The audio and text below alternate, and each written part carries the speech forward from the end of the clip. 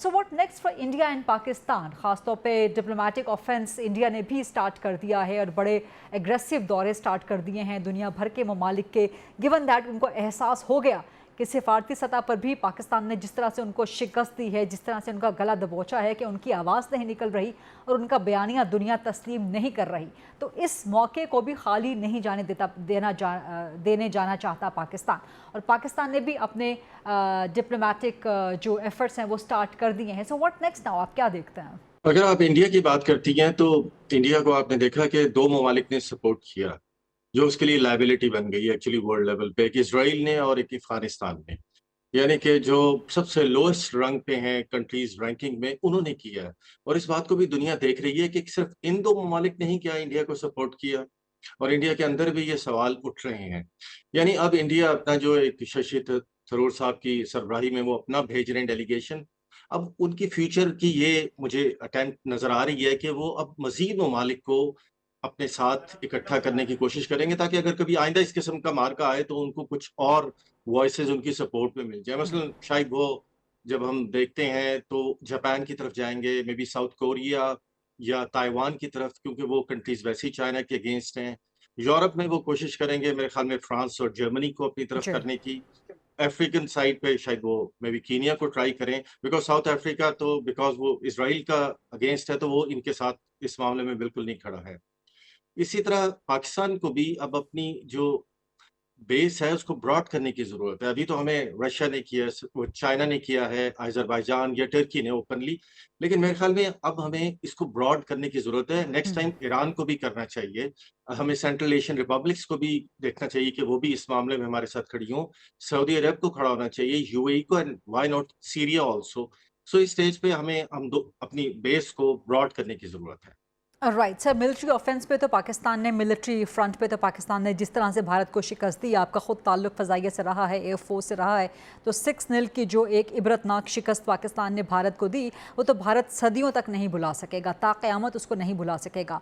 Diplomatic level पे, diplomatic front पे अगर हमें पाकिस्तान भारत को शिकस्त देनी है तो क्या कुछ इसके अलावा पाकिस्तान को मज़ीद करना पड़ेगा? और क्या आप समझते हैं कि इन सब के साथ साथ अब जो जंग है वो सिफारती सतह पे शुरू हो गई है पाकिस्तान और भारत के दरमियान, तो आप समझते हैं कि ये कहीं जाके आगे डायलॉग टेबल पे बैठना आपको कहीं मुमकिन नज़र आता है इन द नियर फ्यूचर? देखिए, अगर तो आप इंडिया का मूड देखें तो वो बिल्कुल डायलॉग नहीं चाहता, ना ही वो मुज़ाकरात की टेबल पे बैठना चाहेगा, और लेकिन उसके लिए वो अमेरिका का पूरी मूड तो अटेम्प्ट है, करेगा। ट्रम्प तो कह चुके लेकिन हैं कि लेकिन वो डिनर टेबल पे दोनों को इकट्ठा बिठाने के इंतजार में है। अच्छा, लेकिन जो इंटरेस्टिंग इक्वेशन इस वक्त वर्ल्ड लेवल पे डेवलप हो चुकी है, जो कि शायद हमारे लिए बड़ी फायदेमंद है, वो है ट्रम्प साहब की सियासत करने का अंदाज। अब अगर आपने देखा हो तो प्रेसिडेंट ट्रम्प, जो भी सफारती मुहाज पे कामयाबी मिलती है, जो कि अमेरिकन पावर की वजह से मिलती है, वो उसको अपनी जाती फतूहात के जुमरे में ले आते हैं, चाहे उनका किरदार कितना ही महदूद क्यों ना हो इसमें। और हमने देखा है कि अभी उन्होंने 4 जगहों पे उनकी एफर्ट नज़र आ गई हमें। यूक्रेन में आ गई, अरब इसराइल की नज़र आ गई, ईरान में आ गई, और पहले वो नॉर्थ कोरिया के साथ कर चुके हैं। यानी कि सिर्फ़ एक तनाज़ा रह गया है, इंडिया-पाकिस्तान। वो इसका भी क्रेडिट लेना चाहते हैं। और इंटरेस्टिंग चीज़ ये है कि प्रेज़िडेंट ट्रम्प अपनी जो उनकी एक नेचर है, और अपने जो वो एक क्रेडिट वो किसी भी चीज़ में लेना चाहते हैं, उसके लिए इवन वो स्ट्रेटेजिक पार्टनर को भी समटाइम्स प्रेशर में ले आते हैं। जैसे हमने देखा कि नेटो के साथ उन्होंने किया, और अब वो इंडिया के साथ भी वो यही कर रहे हैं। So this is a very, very interesting development, जिसका पाकिस्तान को भरपूर फ़ायदा उठाना चाहिए। लेकिन मैं इसके साथ एक और चीज़ भी ऐड करना चाहूँगा कि अगर कभी वो मुज़ाकरात हम देखें कि हमारी फ़ेवर में नहीं जा रही हैं फॉर एनी रीज़न, और अमेरिकन दबाव की वजह से वो एक खास शक्ल इख्तियार कर रहे हैं, तो हमारे पास फिर फर्स्ट लाइन ऑफ डिफेंस भी होनी चाहिए, which is the countries that support Pakistan. हमारे पास चाइना है, हमारे पास टर्की है, हमारे पास गल्फ कंट्रीज़ भी होनी चाहिए। सो हमारी एक सपोर्ट बेस भी होनी चाहिए, जिसकी बेस पे हम इन मुज़ाकरात की तरफ आगे जाएँ। अदरवाइज़ हमारी जो बेस है मुज़ाकरात की, वो हमारा बयानिया है कि हमारा दिफ़ा मज़बूत है, लेकिन हम अमन के ख्वाहाँ हैं। So this should be our policy. Sir, ये बात बिल्कुल ठीक है और ये पाकिस्तान का बयानिया पूरी दुनिया ने माना है और ये बरहक है पाकिस्तान का बयानिया। लेकिन sir, we all know that peace can not be earned unilaterally, it has to be bilateral. So दो फरीकैन में से अगर एक फरीक ही बार बार कहता रहे कि मैं पुरअमन हूँ और मैं अमन चाहता हूँ, लेकिन दूसरा फरीक अगर मुसलसल जंग चाह रहा हो, तो उसमें फिर where is the middle ground? So क्या आप समझते हैं कि अभी मुस्तकबिल करीब में there is no chance of any diplomacy being in effect between India and Pakistan? ऐसा नहीं कहना चाहिए बिकॉज़ अगर हम वर्ल्ड हिस्ट्री को देखें, तो सारे डिस्प्यूट जो हैं वो अल्टीमेटली टेबल पे ही तय हुए हैं। आप किसी लेकिन की सर ये गर्दन तब पे ना कि बंदूक जब रख दोनों के फरीक कहीं ना कहीं राजी हुए या दोनों को राजी किया गया, तो यहाँ पर तो इंडिया ना राजी हो रहा है ना वो राजी होने के मूड में नजर आ रहा है।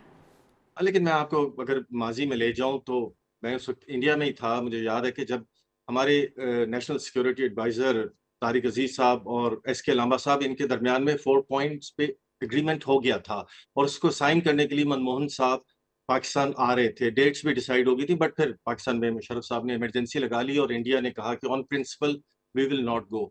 सो इसका मतलब है कि अभी तो हम एक्चुअली देखते हैं सर क्या आप ये बीजेपी कहना की चाह रहे हैं हुकूमत कि को। कश्मीर पे वही 4 पॉइंट एजेंडा री इम्प्लीमेंट हो सकता है? Why not? You know this is a good starting point. आखिर उसपे इतने सालों डेलिब्रेशन सर हुई बट दोस वर और द इंडिया ने कुछ controversial 4 points sir. Well controversial आप उसे कह सकते हैं, लेकिन याद रखें कि जब भी आपने स्टार्टिंग पॉइंट लेना है इंडिया के साथ, तो आपको कंपोजिट डायलॉग में ग्रेजुअली आगे जाना पड़ेगा।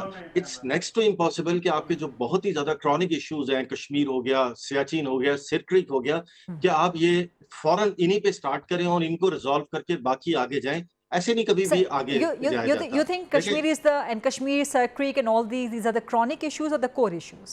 क्रॉनिक में इस सेंस में कर रहा हूँ कि बहुत पुराने हैं ये, ठीक है Right. ना? और कोर तो ऑब्वियसली मतलब हम मैं चूँकि ज़िक्र ही इन 3 का कर रहा हूँ, तो इसका मतलब है कि बेसिक इश्यूज़ ये हैं, इसके अलावा तो हमारा कोई इश्यू नहीं है। और द आप देखें जब भी इस स्टेज में 2 मुल्कों के दरमियान में दोस्ती हुई है, which is actually a must for the people of both the countries, तो पहले आपके ये स्टेप बाय स्टेप होती है। पहले पहले आपके पीपल टू पीपल कॉन्टैक्ट होते हैं, ट्रेड रिस्टोर होती है, आपके सकाफ़ती ताल्लुकात स्टार्ट होते हैं। उसके बाद जब आपके स्टेक्स बढ़ जाते हैं एक-दूसरे कंट्रीज़ में, उसके बाद जब आप ये वाले कोर इश्यूज़ टेबल पे लाते हैं, तो फिर गिव एंड टेक का माहौल बनता है। बिकॉज़ आप चाहते हैं कि फिर जो एक एनवायरनमेंट डेवलप हो चुकी हुई है और जिसके आपको डिविडेंड्स नज़र आने शुरू हो जाते हैं, आप चाहते हैं कि उसको कंटिन्यू किया जाए।